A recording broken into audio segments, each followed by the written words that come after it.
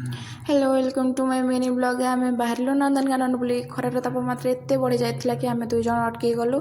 आखु रस दुईज दुई ग्लास पी पेट ठंडा कर आगे आगे चलू बाटर आसला बेले देखा सुंदर सुंदर दुई घोड़ा पछरे छाड़ी आम चलू आम कर्मक्षेत्र को ब्रिज्र लंब एत अनेले ही आखि पाऊन कौ ब्रिज आप कमेंट मध्यम जनइबे ये भाई जनक गाड़ी एमती धूआं बाहर कि मशा धूपर भी आवश्यक पड़ू ना मशा धूप भी लगेगा पड़ोनी ये धूआं ही मशा मैंने आपे मरीजे पछरे छाड़दे आम चलू आग को आगे देखा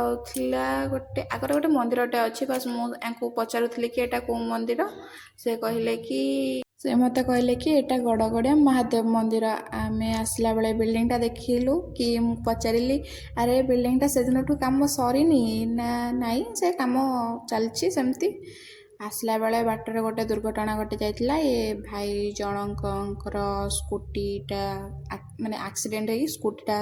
कौन खराब होता भी ठीक से देखिनु या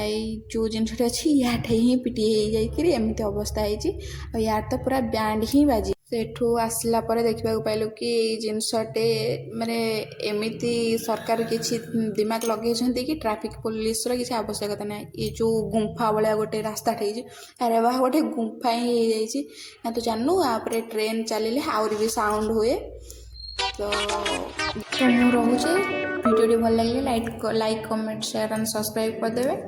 और नेक्स्ट पार्ट मु अलग गोटे वीडियो बाय बाय।